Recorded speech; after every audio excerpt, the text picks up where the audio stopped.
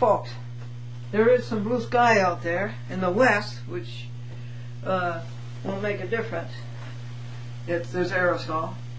But even though it's twilight, I can see that there is some blue sky. And there's only one spot of aerosol up there, and it's small, but it's not on the horizon where we're waiting for the moon. So let's do another 6 minutes here, and then I'll go check it for you. And if there is a picture, I'll take one for you. hASBURY agreed that he did know where Hudson was. So I hope he knows.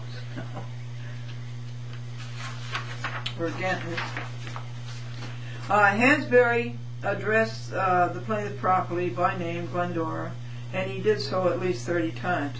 However, he had problems pronouncing Mastrorilli, and she has problems pronouncing it. She calls it Mastrorilli. It's Mastrorilli. This court,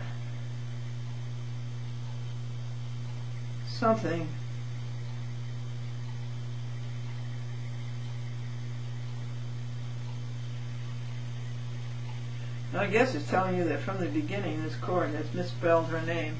That would be Paul Friedman, and he called it Masteroff, and there was no need of that. It was clearly written out.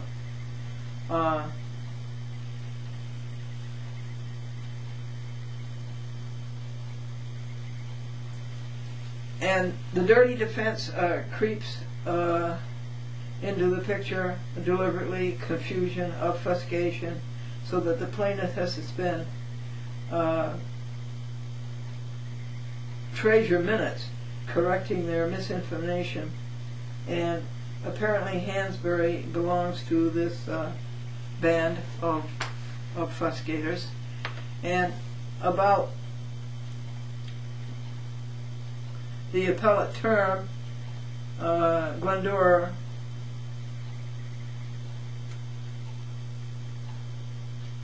would not on herself get into that argument because it was a distraction, and that's going on for the minutes, and then now the minutes are going to get expensive in case there's an appeal.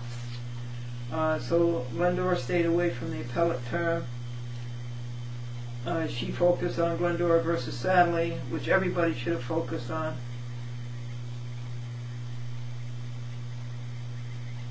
But I will tell you this much, that all three papers from the appellate term are not wins for the dirty lawyers and the dirty judges. They are cheats. They are not wins, they are cheats. The appellate term cheated.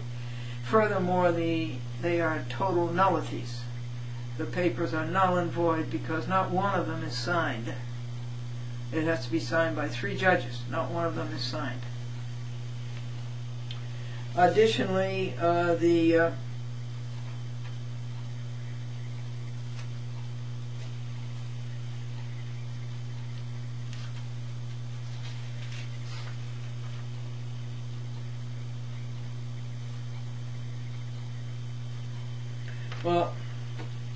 Glendora is in the middle of exposing these people. I have written one paper that's 40 pages, another that's 30, and another that's 30, but there is a decision pending in the appellate term, a 4th case, the Rye City Court case. I am waiting for that.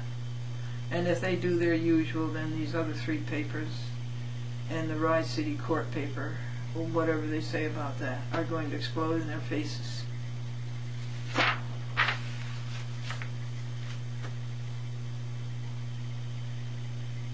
I had to put them aside to prepare for the trial for the White Plains City Court. I believe I prepared for the trial for 30 hours. I believed I was 16 hours there and coming back. And then the post-trial affidavit took something like 40 hours, did it? And then this paper took 52. When the defendants do not show and the judge abides the same, that tells you that there is a fix, isn't it? That tells you that things are fixed. Defendants don't show, the judge doesn't do anything about it. We've got a fix going on here, haven't we? Glendora is not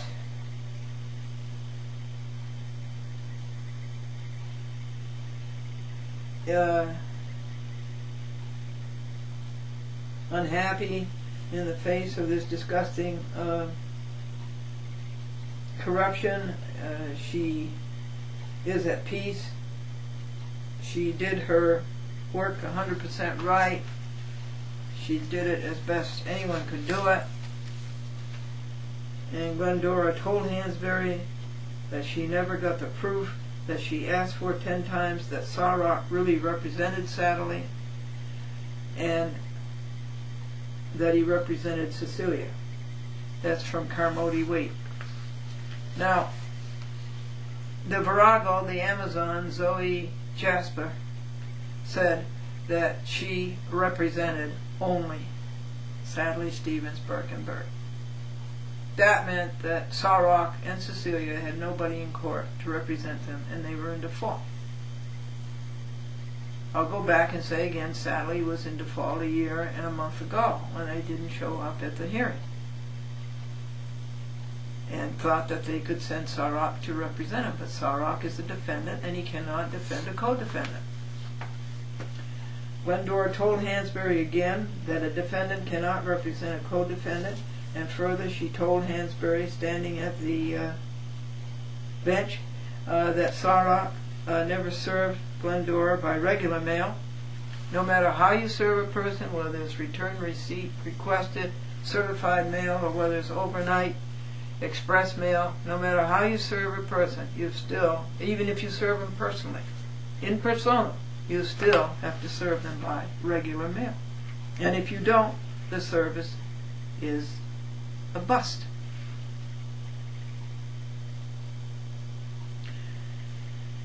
Did hASBURY mention this in his decision, in his order? No.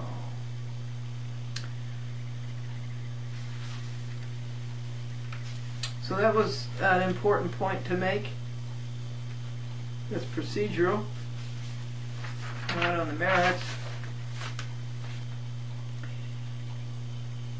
And the fact that Sarok never served Glendora by regular mail is more evidence of the ignorant lawyering and shoddy workmanship of a so-called lawyer, Walter Sarok. Now hASBURY has to accept this, and Sarok has to defend himself against it, but he never did. Amazon Jasper made it clear that she was not appearing on behalf of Sarok or Cecilia. She was appearing only on behalf of Sadley. I am not a member of the firm. I am counsel to the firm. Now this means that Sarok and Cecilia Masterilli did not appear and did not have counsel and are in default, and Glendora wins default judgment against them. Does hASBURY face that error? No, he cheats. Glendora asked Jasper again, where is your proof of Carmody Waite representation? And hASBURY let Glendora off to read more homework that he should have done, the appellate term papers. Glendora asked Jasper again for a card. No, she didn't have one. Folks, it's 6:15. I rejoice that there is this beautiful thing going on and that it is ours to see. So let's hope that we can see it right now. Well, folks, this is the hour, and even though it's twilight, I still think the sky is blue. So I think I'm going to read you up to page 20, and then we'll take the camera and go out together and be sure that we're there if it does happen. Let's see, hASBURY's asked if Glendora appealed. I wonder why he asked that. And then he realized that it wasn't Glendora who appealed, it was Sarok. And at 5:33 p.m., hASBURY is still reading decisions. It started at 5:15, and 20 minutes later he's still reading decisions from the appellate term. And at 5:38 We are waiting for him to do what he should have done before he came to court, or before he came to the bench. And Jasper and hASBURY kept talking about Glendora versus Massarelli, and Glendora had to get them to focus on the lawsuit before them, Glendora versus Satellite. We're on page 19. She told them that she was against this ultra vires of dealing with cases in other courts instead of dealing with the case that was in this court, that it was out of bounds, that it was a foul ball. She said she paid her money to talk about this case, but hASBURY could not get his head off the wrong place. And was the law from a party in the other two? No. At that point, he seemed to put the other two aside, and Glendora said, amen to that. Glendora asked hASBURY if he got her point, that no regular mail was ever served, and he seemed to agree, or acquiesce. And now here it is, still 5:41 p.m., and long periods of silence prevail as hASBURY reads appellate term papers about cases of no relevance to this case at hand today. And Glendora turned and looked at her 5 friends in the gallery. We wait and we wait and we wait and we wait. And hASBURY and Jasper talk more about the appellate term, and Jasper said something about sanctions and small claims, and Glendora said again there was a difference between sanctions. Sanctions go to the court, but damages go to Glendora. hASBURY does not respond, but goes back to Jasper. Glendora said, I think that I am being prejudiced. It was pretty obvious by now that I was being prejudiced. Insert. How can a judge or a court be called a success when all 3 defendants skip them? Glendora said to hASBURY, after he had taken so much time to read the appellate term, I'd like to have you read my documents. Glendora said, Judge hASBURY, my friends would be very happy if you would meet them. They came all the way from Columbia County. But he wouldn't do it. He wouldn't look at my friends. You want to know why, folks? He didn't want to acknowledge that there were 5 witnesses to what he was doing. Okay, it's 6:25 almost. Let's go see if we can see this. No, folks, we are foiled by those dirty people and their dirty planes putting that dirty poison in our skies. We are not going to see the full eclipse at its peak at 6:15 p.m. March the 3rd. We're not going to see the full eclipse of the moon. If you see it, will you call me?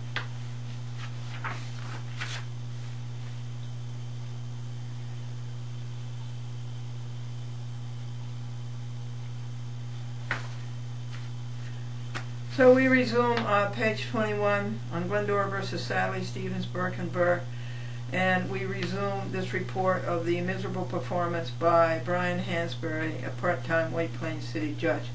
hASBURY is still way out of focus. He is reading the appellate term from Phillipstown. The Virago Amazon, Zoe Jasper, gives a long prejudice about this non-relevant case.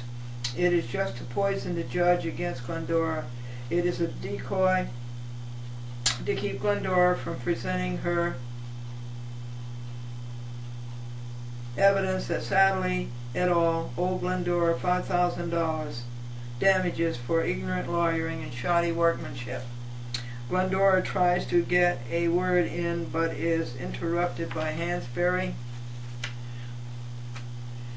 It's 6:30, and I was complaining about the poison in the sky, and I forgot to rejoice. And that's a very, very good point. Always give thanks. Don't complain. Always give thanks. I give thanks that we are exposing this travesty that occurred in the White Plains City Court. I give thanks for that. It's being exposed on paper and on the TV and on the internet. And someday it's going to have its effect. hASBURY is getting more and more prejudiced and inept, and Glendora asks Virago, "What is your telephone number?" and she evades again, and hASBURY is still doing the work he should have done before he got to the bench. "Did you give the court your telephone number?" Glendora asked Jasper, and there was no answer. We still wait for hASBURY to finish his reading. Virago, Jasper, speaks to hASBURY. Glendora says, "But I don't have her telephone number or address. How do I know that she has any proof? She doesn't even have a business card." And hASBURY covers up for her.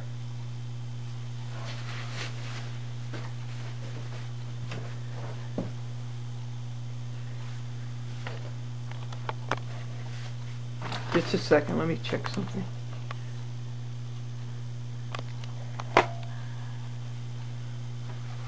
Sorry. He keeps covering up for her thing.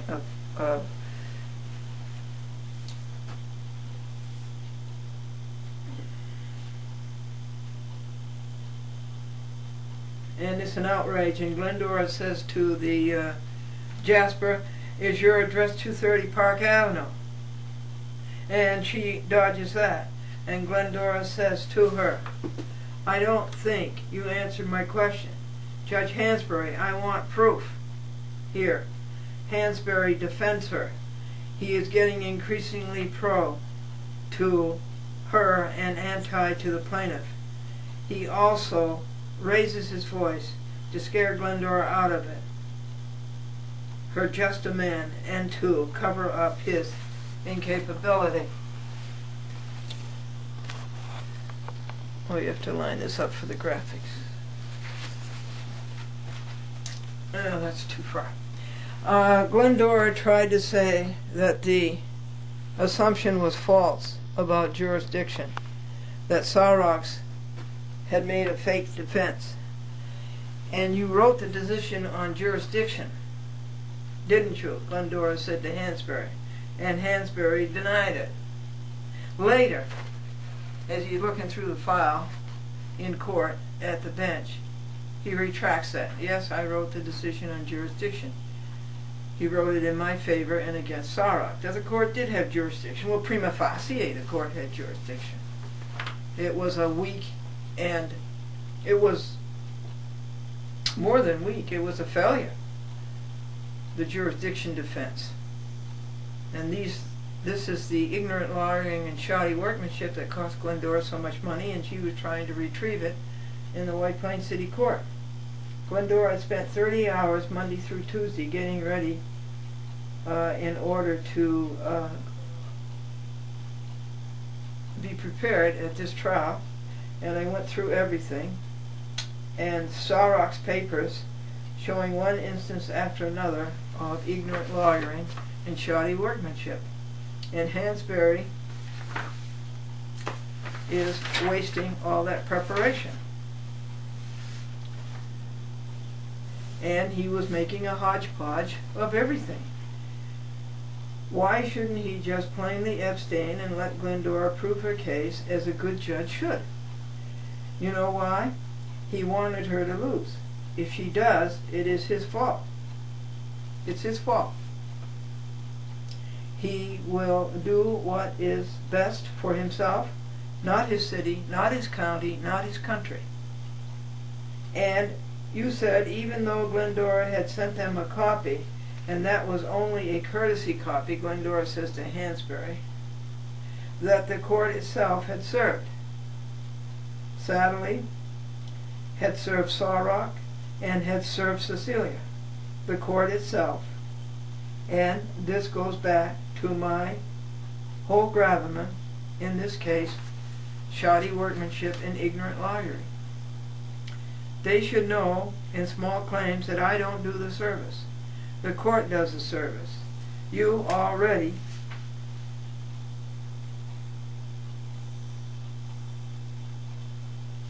determined that the jurisdiction issue was misplaced.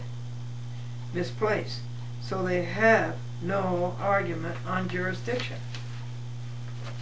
You know, there really wasn't any tribal issue. They were not going to defend on the merits, were they?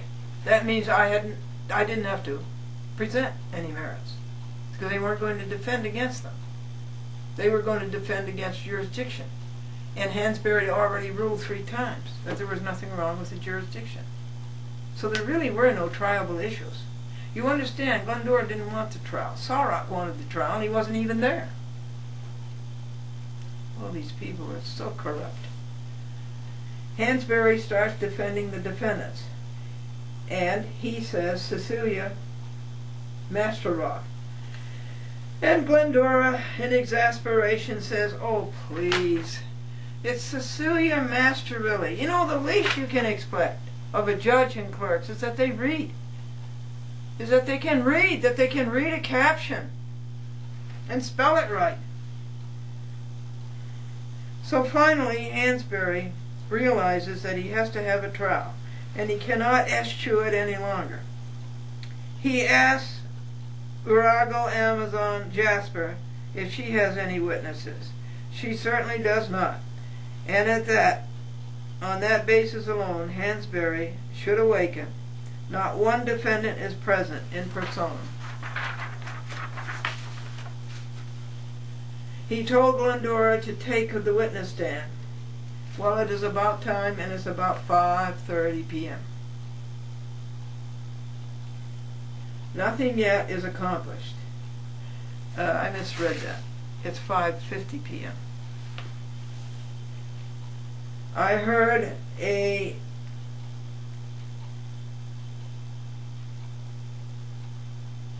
I said that I need a big strong boy to bring me my box to the witness stand. And hASBURY says, "But you are testifying." And Glendora says, "I know, but I need my notes." And hASBURY denied it. He wouldn't let me get up and get my box of records, and he wouldn't let anybody bring it to me.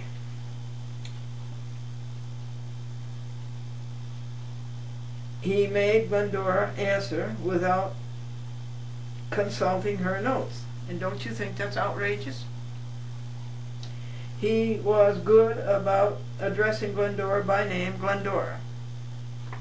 And he addressed me with some familiarity.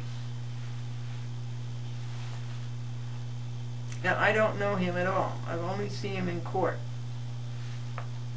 3 or 4 times, very briefly. He asked her why she claimed ignorant lawyering and shoddy workmanship, and Glendora waited to go through the evidence that she had so carefully annotated chronologically, and said she wanted to get her notes. hASBURY got very hot and said Glendora could not testify with notes. He said, "Glendora, I know you well enough to know that you have a very good memory. That has to be based on the TV. He has to know me only from the TV, because I don't know him. So when he says, 'I know you well enough to know that you have a very good memory,' it must be knowledge that he has got from watching a chat with Glendora on TV. So anyway, hASBURY says, 'Glendora, I know you well enough to know that you have a very good memory.' And Glendora said, 'Especially if you owe me money.' And he said, 'Well, I don't.' Now, first of all, Sawrock starts out with, 'We represent.' Well, who is we? And Glenn asks,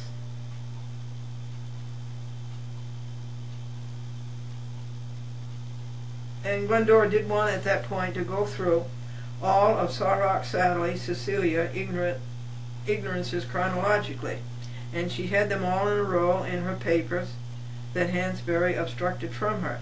She started the long list and was trying to do it from memory, but hASBURY interrupted with a long list of, "I want you to do." this, and I want you to do that. And Glendora was trying to do that, but hASBURY totally fails as a listener, and he should give a person her day in court. Do you see what he's doing, folks? He's obstructing the evidence. He's obstructing the testimony. He doesn't want it to get into the record, although it's in the record on paper. Glendora went on to the next ignorant lawyering and shoddy workmanship. She says, well, they said the case was to be heard on January the 5th. It was to be heard on January the 4th, 2006.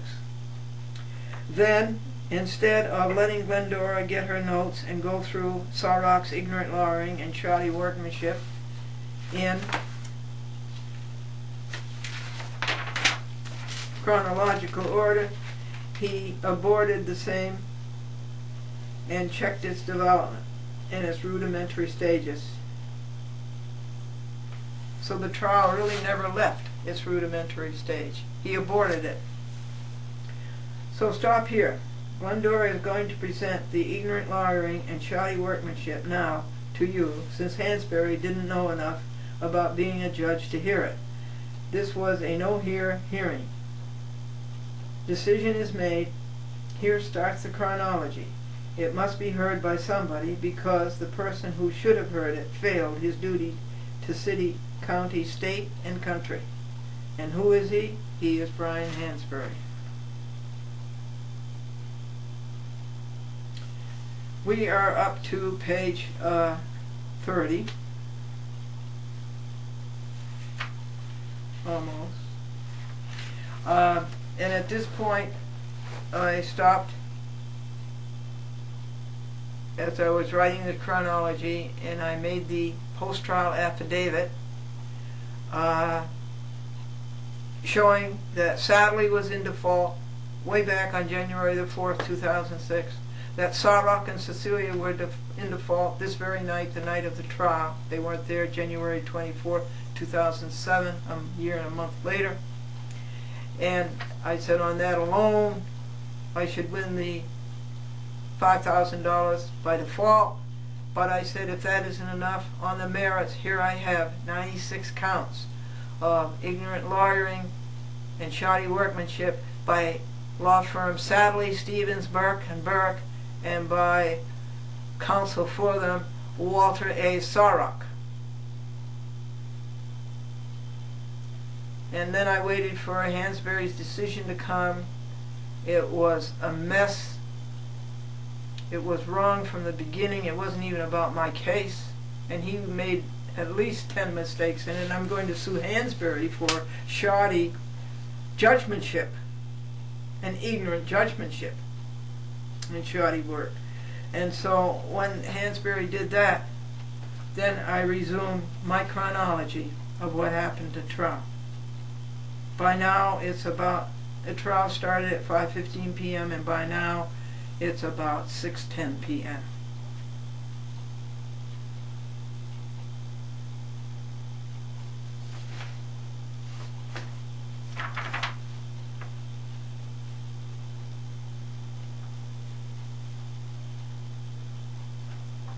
So you see, I really had a win, but it was being taken away from me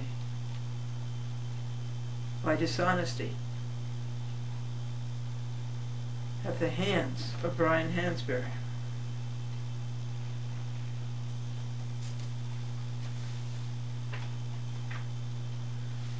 Well, Glendora goes on with Sarok's ignorant lawyering and shoddy workmanship, and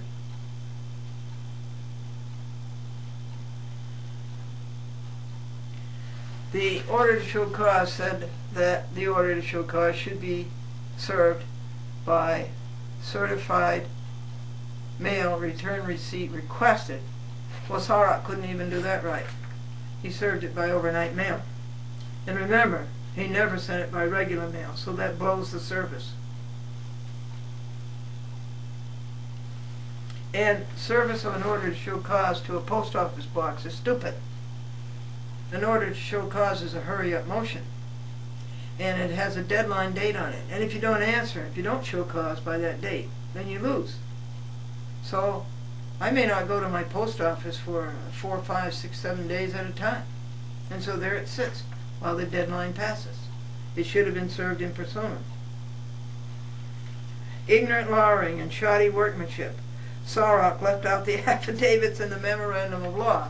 The order to show cause was signed by a White Plains City judge on the basis of having read the affidavits and the memorandum of law. But Glendora's copy didn't have either. All it had was 2 pages of order to show cause. There were no affidavits and there was no memorandum of law. So I had to answer it as best I could. I answered the order to show cause, but I didn't have the affidavits and the memorandum, and I had to speculate what they said in them and defeat it that way.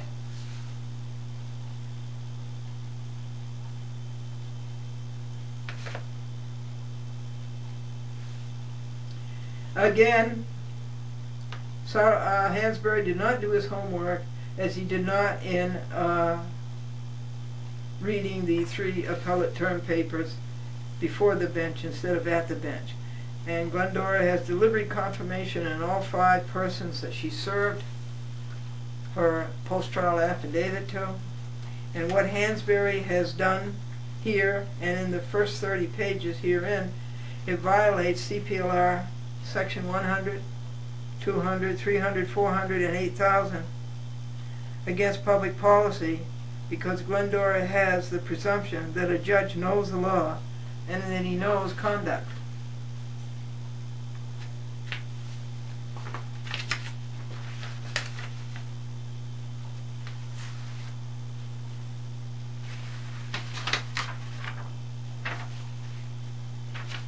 Well, what do you want to rejoice about at 6:45? That the God moves so precisely, amazing, that the people can